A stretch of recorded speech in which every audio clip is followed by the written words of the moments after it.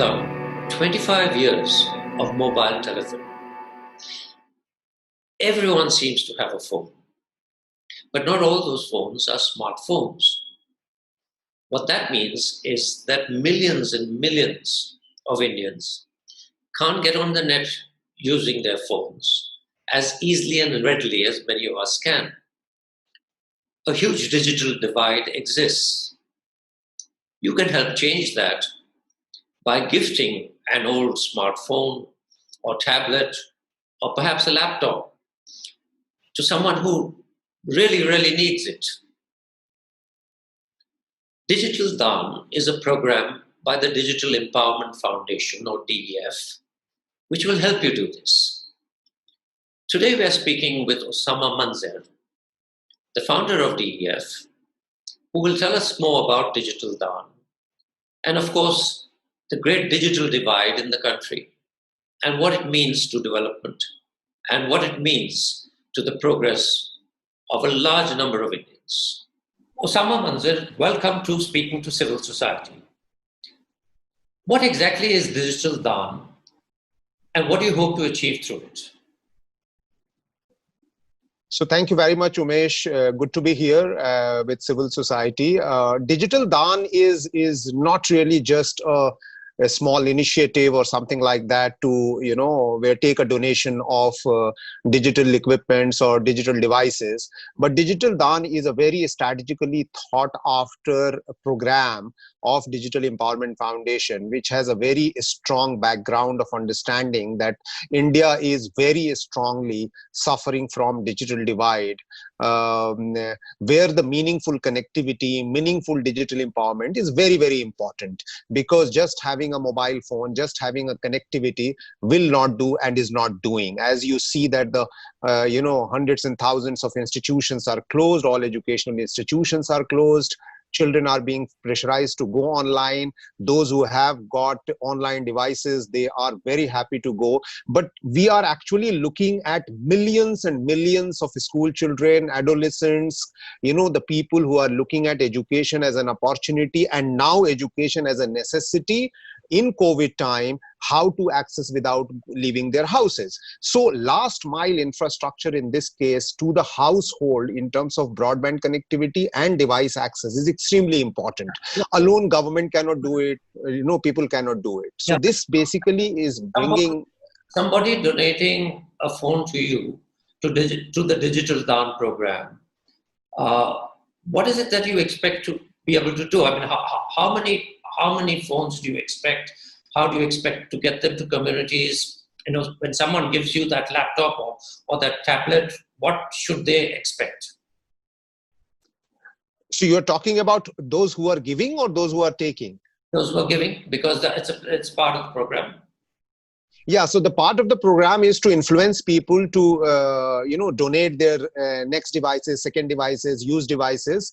And when we say devices, it's not necessarily a smartphone. I would actually go on criticizing, saying that we are thinking that if we solve the education problem by smartphone, that's not really going to happen. Access to education and educational content requires minimum, of course, a smartphone, but that majburi mein, you actually need either a laptop or a desktop or something like that. So we are actually encouraging a smartphone and above for the people. Those who are donating, we are expecting them to not only donate, but courier it to our centers in different locations in our country. And we are creating a center where we receive it.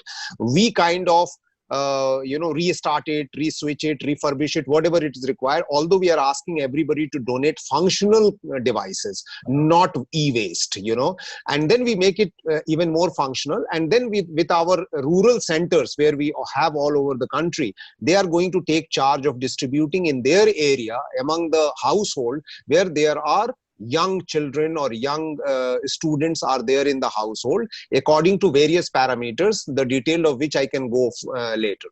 How many do you hope to be able to reach? So we are expecting to raise about and distribute about 1 million devices in the next 3 years. We have already been assured by an organization I cannot name on your platform, but in the new few days it will be confirmed that 20 to 30,000 computers are being promised by an organization to donate. So you can imagine it also requires infrastructural cost at our end, processing, logistics, receiving, transportation, putting up software on them, operating system on them, and then making it reach to the people, and then guiding them how to use it and how to report about their usage and so on and so forth. How do you propose to do this? It's going to be an enormous task. And how many households do you expect to reach? So we haven't calculated how many household, but we are saying that if we are reaching it to a household, we are not going to give more than one. So certainly if we get 20,000 computers, we expect to reach 20,000 households, minimum. If we are going to have 30,000 computers, then we are going to certainly reach 30,000 households. However, there is a possibility that in some places we will create a community-based access, centers where more people can access with lesser number of computers. So if we have a 5 computer, one center with a physical distance being maintained, then that village or that panchayat can access in episodes, in shifts, so five children at a time, then another 5 children, or those kind of things they can come and access, and they can go back because you don't need computers all the time. Okay, so undoubtedly your enormous work with communities over the years gives you the networks and the abilities to do this, right?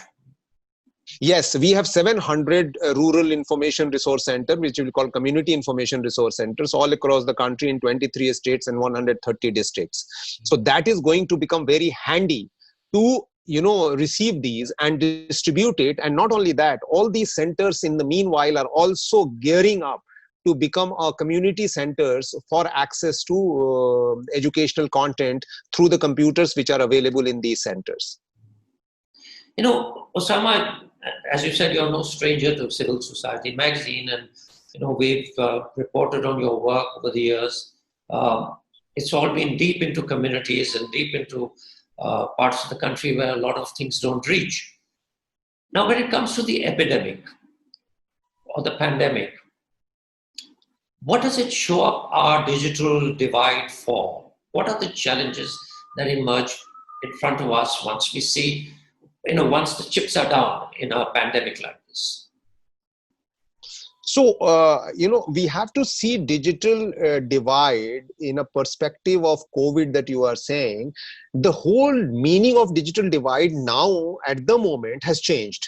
Because earlier, the digital divide used to be seen as that, do you just get an access? You never thought of deeper access, meaningful access, or broadband access, or computer based access, or mobile based access, and so on and so forth. We were very happy that India is leapfrogging in terms of the number of people getting connected. We already were feeling very proud that we are the second largest country in the world having access to Facebook or having access to WhatsApp, and so on and so forth. But COVID based digital divide has changed the meaning of digital divide into something called meaningful connectivity.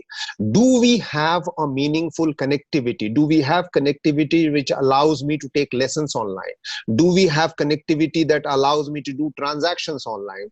Do we have connectivity which allows me to do bank transfer online? Does it allow me to do video calling online? And so on and so forth. So because when you telemedicine as an example. Or telemedicine, so because, at the moment, what we are experiencing is that audio visual based connectivity, that means high broadband, heavy content based connectivity, and seamlessly is extremely important. Transactional, very important. So 2G will not do. Inconsistent 3G will not do. We need either 4G or we need broadband, or we need ADSL, or we need fiber optic line, and so on and so forth. More than that, we also need powerful devices.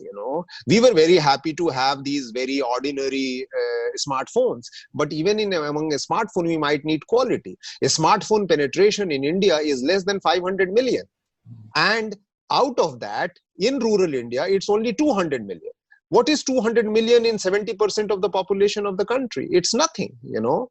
You cannot use also a smartphone as a community-based access. So there are the meaning of digital divide at the time of pandemic has totally changed, where I would say in one line, we need meaningful connectivity. We need meaningful access. And, when you say meaningful access, what are the 1, 2, or 3 things that would define meaningful access based on your experience? So I would say that the minimum parameters or the benchmark for meaningful connectivity is that we need powerful machines. Second, we need broadband of a certain level of minimum connectivity speed, which is 1 Mbps or 2 Mbps. We cannot talk on KB.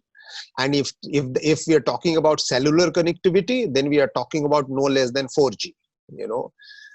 Those are meaningful connectivity. And then connectivity at a community level and connectivity at a household level. Because pandemic also requires that it's better to have connectivity individually at household level rather than relying on community based, where you go to a community space or a library or something, because that is also a kind of restriction and risking your life into getting affected by pandemic. So when you talk of powerful machines, you're saying you really need a PC there. You need a PC. So I need a PC, or I need a good smartphone, powerful smartphone at the minimum level. That's very important, because mobile based connectivity or smartphone based connectivity does not allow, especially in the area of education, a multifaceted way of doing homework or classwork or assignments or projects or exploration and conversion into projects and so on and so forth. That's actually, mobile is good for accessing information, doing transactions. But if you want to process the information, then you need to have a slightly sit down, screen separate, keyboard separate, machine separate, where you can have your, and so handling the screen in a better way. So if I was to ask you, how far away are we from this in terms of the whole white country? We are, I would say, far, far, far away. I mean, unless we change the entire policy, this certainly entirely require, if you want to go fast-paced, perhaps the national education policy could have a meaningful connectivity policy also included into this one. Can we, because if you bring the school to the house rather than bringing house to the school, then obviously you need that kind of infrastructure enabled connectivity at a home level. So it certainly require a very high level policy intervention. I am very pleasantly surprised in a way, but also disappointed that Facebook and Google has invested in Jio, which actually conveys a very clear message that since Jio has got connectivity and not as much as content penetration, these two guys will bring the content to the people. But none of these two guys are education organization. They are either the platforms or connectivity oriented platforms, or social media is not education media.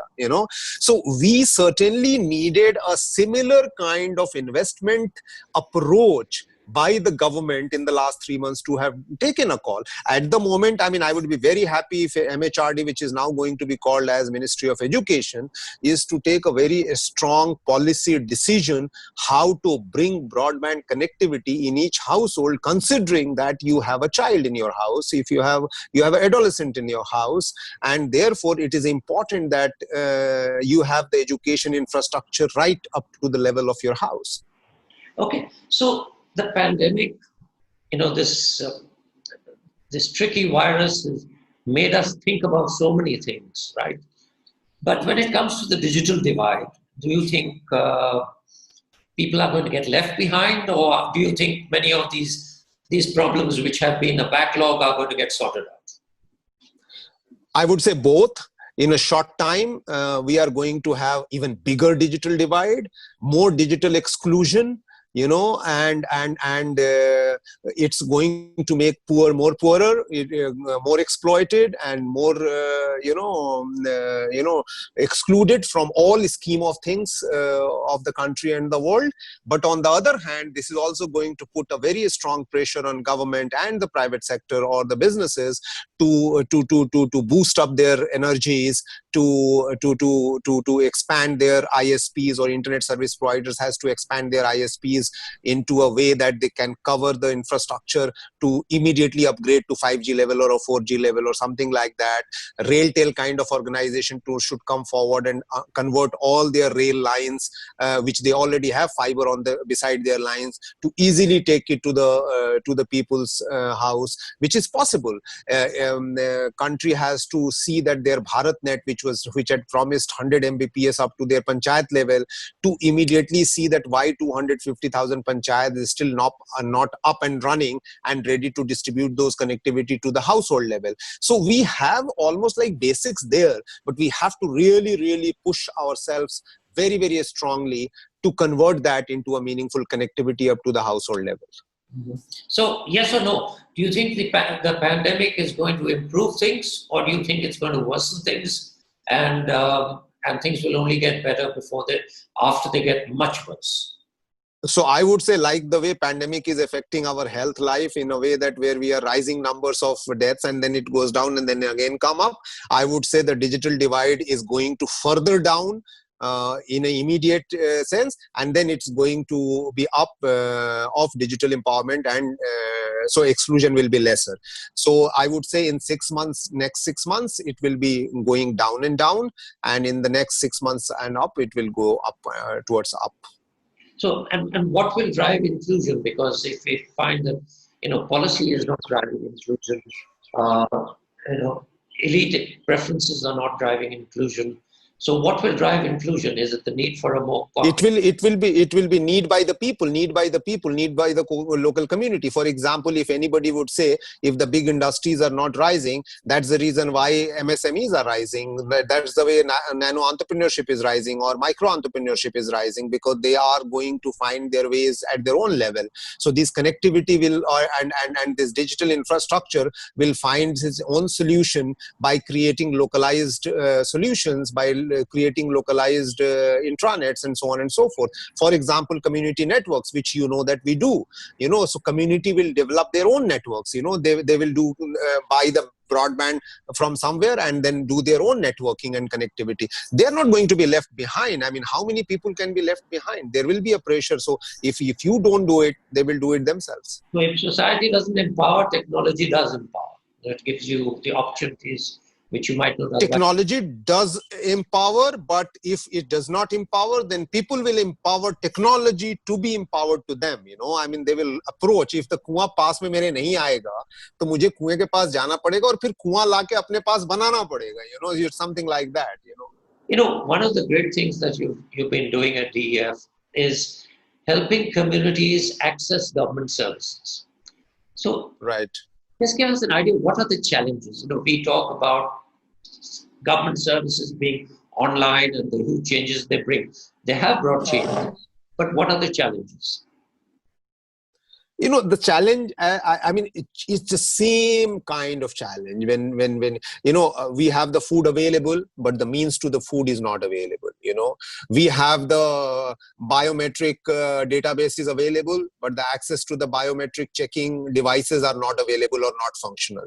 Even if they are functional, the connectivity is not working. So certainly, the ease of use or the ease of database or the ease of access has increased because of the technological intervention, but it has also multiplied in terms of the lack of infrastructural availability at the last mile, which actually create the scenario of more exploitation of the poor as far as the access to entitlement is concerned. I would say entitlement because the poor people have several entitlement to the government, which we are saying that government services, but basically these are the entitlement. This is the rights of the people. How do you do it? It's like the challenge of filling a form, for example. A lot of people in a village might not be able to do that. Is that what you're saying? Yeah, so that's exactly. So because the barriers are many, it's not only about connectivity or device. Even if it's all available, I'm not literate enough to fill a form, then you need a middleman or information middleman or exploiter or a dalal to fill those forms. So you have to either pay extra money or you have to bribe him to not only fill, but then you have to get it processed through the government offices, which is many layers of, channels of the permission system or the approval systems. So, I mean, the real result will come only when the masses are digitally literate, digitally enabled, digitally empowered, where they can take their own decision, they fill their own form, they follow themselves, like the way we do in cities. We fill our own form, it doesn't come, we complain, we get a ticket, and then we follow up. This is a huge task at a rural level, unfortunately. So it's really socially empowering people, even as they get technologically empowered.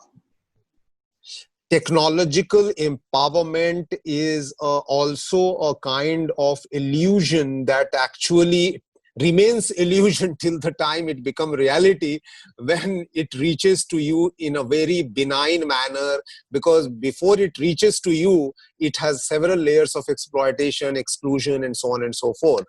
So, many people say that, and the government says that they have been able to save several costs because they have done the database of Aadhaar, and therefore they know where the pilferages are. But the fact is that because of non-working machines, non-working biometric machines or recognizing machines or the POS machines, they are not giving entitlements to hundreds and thousands and millions of people, which you cannot see as your budget, which is actually, you are actually cutting the rights of the people by your own mistake of not having machines working properly. So, but the problem is that people are also not aware, they are not literate enough to complain properly. So it's a cycle of, extra exploitation. But, civil society's role is very important in this one, to bring in those ethical, accountable middlemanship, where you actually create a situation where you become the community a space which is actually taking responsibility of linking people to the entitlements through technological intervention, but take responsibility at a community level with an ownership that we are not going to be an exploiter like a middleman, but we are a knowledge provider or knowledge middleman to empower these people. But surely this is far too big a task for civil. It is. I mean, civil society alone cannot do it, but government has created almost 300,000 CSCs, common service centers. But I don't want to get deeper into that one. But infrastructurally, that is a system that they have created. I doubt that it's functional 100% and good, but it's certainly a very strong a business intervention by the government to enable maximum number of people to avail technologically enabled access to entitlements through these common service centers, which is run by entrepreneurs. But it is important here, the role of civil society, that they ensure that all these centers are functional, CSCs are functional and rightly functional. Yeah. You help communities become entrepreneurs. Now, literally. I mean, you've had artisans and so on. You've brought them onto the internet. You've shown them how to use mobile telephony to their advantage. How long does it take people to make this transition from your experience? How rapidly does it happen? At a village level, I think the transformation of people's approach into technology-enabled usage doesn't take more than 1 to 3 months. But it can be embedded into their life. That's very, very important. So if the community centers are there and if it is accessible by everyone, I literally need to behave as if that it is their center, it's their space, it's their place, and it is their accountability that has to keep it running. And that part is a little difficult part, that how do you make it integrated into their life rather than you pressurize them to be integrated with the technology. You have to make it available, you have to allow them to do mistakes, you have to allow them to come and play with it, you have to allow them to consider it their own, and so on and so forth. That approach is a difficult approach, but conversion, hardcore conversion is not a very long process. How do the states stack up? Which states perform better than the others?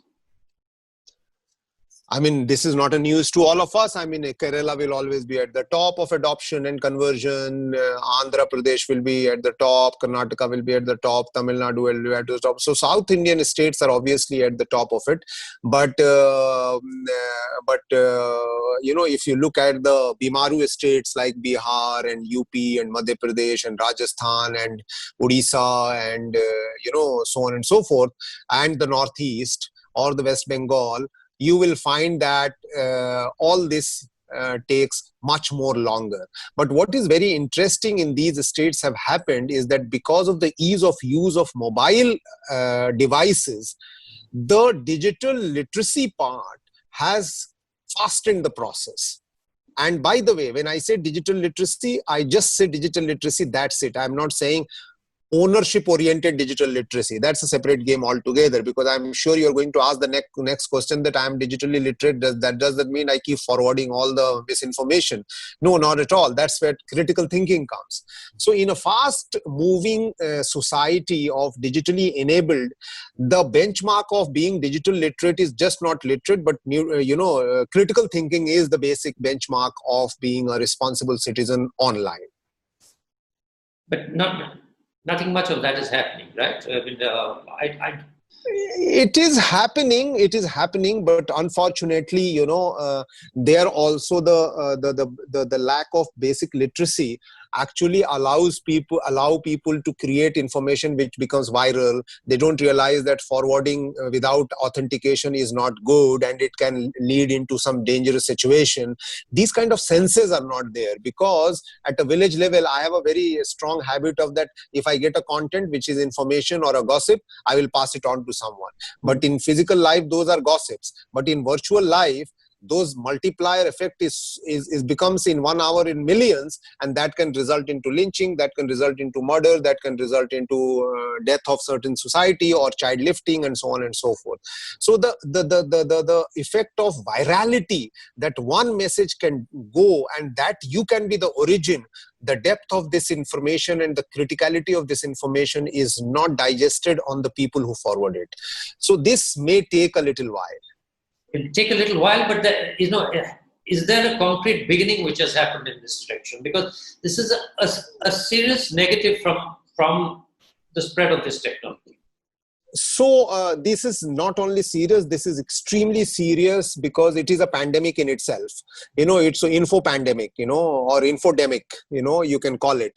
And last year, Digital Empowerment Foundation, with the support of WhatsApp, we created a cadre of 500 people across the country as a fact checker, or a misinformation finders, and create their own localized community where they can be relied on by the local community, that to me batao ke what is right or what is wrong, rather than they own it. But 500 is what? I mean, in a country of billion, 500 people, if you do fact checker, I can only have 500 location. We have 600,000 villages. We need fact checker or the information leaders or the information sanity providers at a various localized level. And that, I think, is a big task that government should look at, that how they can put misinformation and all these into curriculum.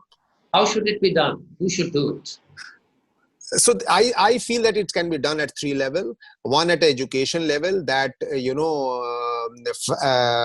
fact checking, misinformation, and